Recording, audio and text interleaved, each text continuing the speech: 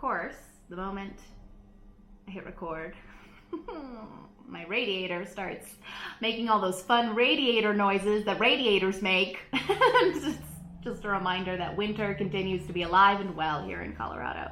Oh, an intro. How are you? What's going on? I wanted to tell a story, a tale from the crypt that is completely embarrassing. First of all, I just want to say this. Like, when I was sitting down to film this, I was like, okay, I'm going to tell that story and I'm going to feel embarrassed about it. And it's going to feel vulnerable and uncomfortable, but we're going to tell it anyway because it's the truth, because this is who you used to be. And because if you telling this story and exploring these themes, you know, can be useful to another individual, then it's worth sharing. But I feel already embarrassed and I haven't even shared anything yet. So the themes, the underlying themes of this conversation that we're going to have today. Number one, managing reactivity. Managing reactivity. And I'll kind of go through what I mean by each of these two just to bring us all on the same page. Number two, setting boundaries with yourself. Like making decisions about what you will and will not tolerate from yourself anymore. And just being like a grown-up fucking person in the world. Like just fucking taking radical self-responsibility for your bullshit and deciding that you're not going to be one of these very dime a dozen folks who just projects their bullshit on everybody else in the world. Those are the themes we're working with. I love these themes. These are some of my favorite themes to work with. You know, like learning how to be less reactive and knee-jerky, and like if a button gets pushed, not just like exploding up in our lives in a relationship. Self fucking responsibility and like being self-determining and self-directed in our lives. I've had to have so many like stern moments with myself of being like, Amy, you are not going to be this person right now. This is not who you are. You are responsible for your choices and you're going to make a good choice right now. Like, so let me tell you about this story. It was Tale from the Crypt, and what it encompassed, and maybe it'll hit home for some of you. So years ago, all my stories begin this way. I was seeing this great guy. Well, so many of my stories actually are like, so I was seeing this douchey guy. I was seeing this great guy. He was really wonderful. He was really into me. He was, like a catch, and we were getting along great. And we'd been seeing each other for a little while, and he lived kind of far from me. So, you know, we always had to make very concrete like future plans, because it wasn't the kind of thing where it was like, hey, do you want to just like grab a drink tonight? Like he was like, hey, I'm going to be in town on Thursday. Do you want to go do this? Which, by the way, how sexy is that? Like, it's just really nice when people plan things. So like that was working perfectly. I was also in a space, I mean, I didn't see this at the time. This is a conversation for another video, where I like needed distance. Like I was doing a lot of work around like self-reliance and really breaking up with codependency stuff. And I just felt like it was helpful to me to have him sort of at arm's length. And he had, I think, just gone through a breakup or something. So like, it was helpful for him to be like, okay, you're at arm's length. So we couldn't see each other all the time. And I was really pleased with how everything was going, and he seemed like a really good guy. And then I remember this one particular like Friday morning, I think I got a call from him, and we were planning to hang out that night, although we didn't have concrete plans. And he called me, he was on his way, you know, into the city, and he was like, hey, you know, I'm really looking forward to seeing you tonight. I just wanted to let you know that I got us tickets to this benefit tonight. It's this benefit for this particular cause. And I know these people because, you know, like he had a family member who had passed away because of a specific, you know, condition or disease. And he was like, I would really love to go to this benefit and raise money for this cause. And a couple of my friends are going to be there. And, like you should totally come. So he like calls me with this, like, okay, I decided what we're going to do. We're going to go to this benefit. It's going to be great. You're going to meet a couple people. I want you to like, you know, like get excited, get ready. Boom. Great. And I was on the phone with him, and he was telling this to me. And like, as you're hearing this, you're probably like, what a great like Friday night, right? Like, cool, going to this benefit. He already got tickets. He's like introducing you to his friends. This sounds really great.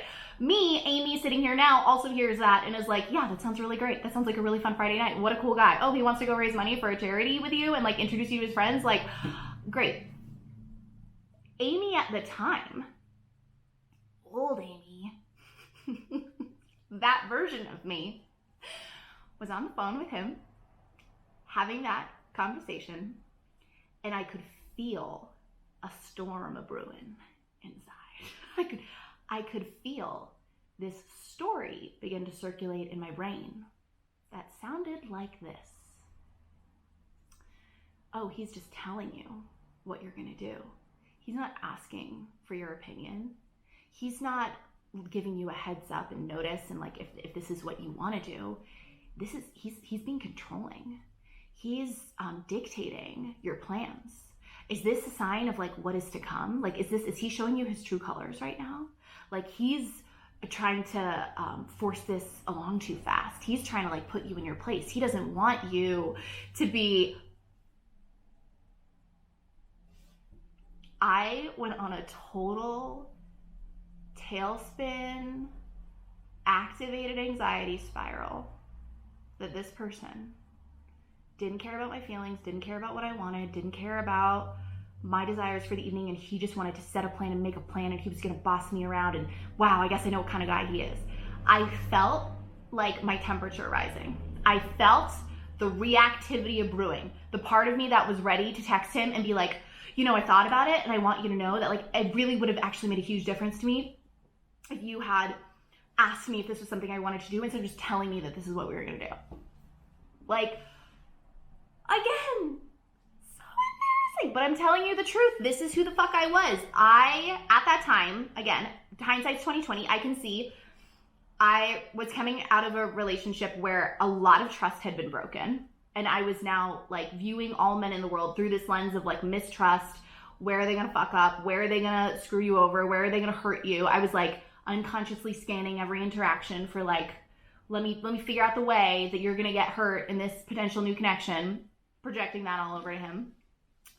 I was also super obsessed with asserting that I was like an independent woman, don't need no man kind of person, which was like a huge identity that I've like since shed, thankfully. But you've probably seen some of my videos from my Undoing Unfiltered call that we did on this. So like, I was really obsessed with being like totally like in charge of my time and my life. And like, I'm this like boss woman and I don't have to answer to anybody. And then I had this guy coming in and telling me what we were gonna do. I went on, again, like tailspin, like freak out. I felt all of this brewing inside of me.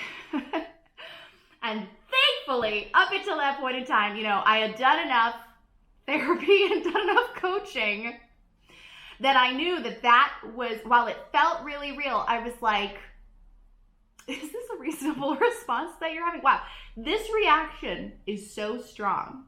This, like, the amount of charge that you're feeling right now based on the input is a little unwieldy, Amy. Like, this is something you really need to slow down. And I remember sitting with myself, like, trying to figure out how I was going to approach the evening. And if I was going to communicate this to him, if I was just going to swallow it, if it was even real, if it was even legit. And I swear to God, this like voice from somewhere deep inside of me, like turned on and was just like, you don't get to be this way anymore.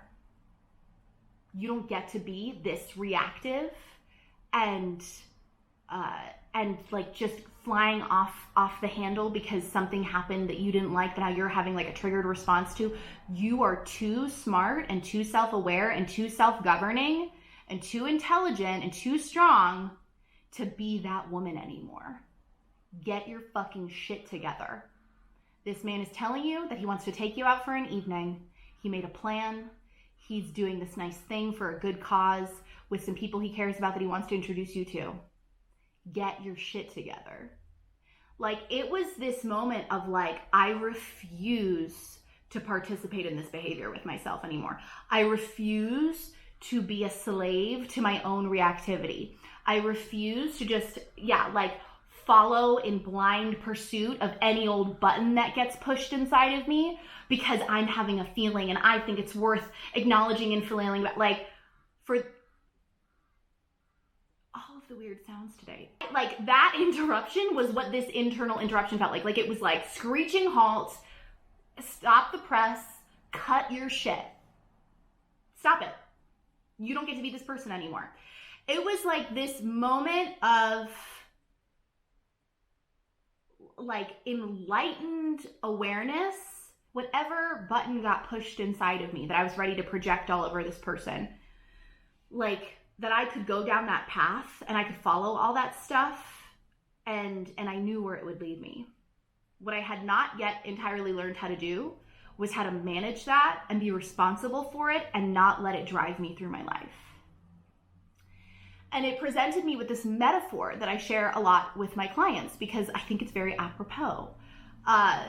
This was like my first experience really of getting so viscerally in touch with the feeling of being like a cork in the waves of the ocean, right? Like just bobbing around, getting tossed this way and that way, like having like a feeling and then going in this direction, then being bothered by something and then saying this and having this experience. So now I'm going to react in this way. Like I was the cork and these like different waves were my inner and external world, and I was just going whichever way the current was going to take me. Versus beginning to identify with myself as a fucking battleship. I'm not a cork. I'm a battleship. The waves can hit me.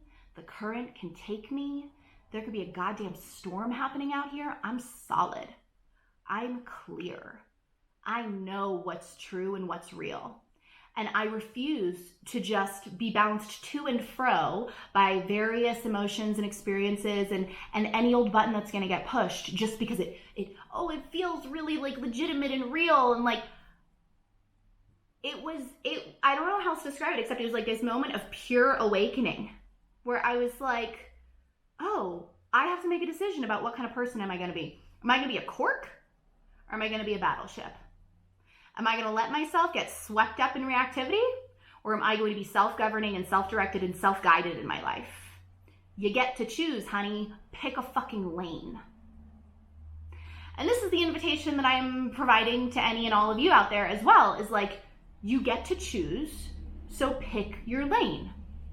Do you want to just be totally like reacting to your life all the time or reacting to other people and not feeling like you have a firm hold in your true self, that you can tune into this like voice of knowing that's like, hey, you're not going to be this person today. No, you don't get to have this meltdown today. Hey, like, you know, pussy up and be a grown-ass woman and don't project your shit onto this guy, and don't project your mistrust all over every relationship that you encounter, and don't explode over a person just because you're having an emotional experience. You don't get to be that person anymore. It's like, do we want to be all quirky and like, I'm just getting tossed around? Or do you want to be solid and grounded and rooted in clarity and truth and self-responsibility and knowing about just what you will tolerate and not tolerate from yourself? I spend a lot of time, and people ask me a lot of questions about, clarifying what we will or won't tolerate from other people, clarifying, boundaries about what's acceptable or unacceptable in a relationship. Like the black belt ninja level of that, in my experience, is deciding what you will or won't accept from yourself in your world. When we start to get really clear on that, when we become the master of this, where I can feel what's like a true, genuine, authentic emotion that needs to be communicated in a situation, and what is just a reactive button that's getting pushed that's pissing me off or stirring up some shit because that's just like a pattern that I have, or that's something that like it's a protection mechanism that I have. When we can decipher and discern between like, okay, what's real here and what do I need to be responsible for, in terms of, communicating, clarifying, letting it be known, and what is mine to just resolve and manage and fucking figure out for myself, because it actually doesn't have anything to do with anybody but me. Like, that's my baggage to clean up, right? Not my baggage to foist onto another person. When we can feel into these differences in ourselves, and you get to be self-governing and self-guided, I mean, the standards for relationships, first of all, just like go through the roof, because I really believe it isn't until you are more responsible for yourself in this way that like you can even ask for a whole lot from other people. You know, like, it's funny to me that when I was super reactive and dramatic and intense and chaotic and picking fights with people and, you know, like unconsciously just stirring up shit in my relationships all the time, the fact that I had a problem with anyone else was hilarious. Most of the problems that I needed to be looking at were with me. And, you know, that's continued to be true in all of these gradient levels of transformation that I've experienced in my life, of like realizing, oh, when I clean up my stuff, when I'm clear about who I am and who I'm going to be in my life and in the world, when I am self-directing, right, and self-expressed, and not just getting tossed to and fro in the waves of existence, right? Life works so much better. Relationships are so much easier. My day-to-day is so much less of a chaotic shit show because I know how to manage me.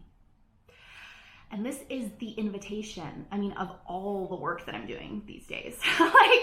You know, and I think it's really, I'm glad that we had this conversation today, even though it is uncomfortable and edgy for me, because it's like, we have to face these parts of ourselves, like these like ugly, shadowy, bitchy, bratty, obnoxious, victimized, oh, it's not fair, he's doing this, they're doing this. Like, we have to wrangle those parts of us, or they will rule our everyday existences. Like, it's just how it goes. And just to quickly, like, you know, put a pin in the story, I sat with myself for like an hour after getting off the phone with him. And I had this like dialogue with myself of like, you're not going to be this person. You don't get to be this reactive. You're going to have a good time tonight. You are going to be grateful for this experience. You're going to show up and you are going to be warm and friendly and kind, and you're not going to harbor some weird resentment for some made up shit that you're projecting onto this person that's not his responsibility. You're going to manage this baggage.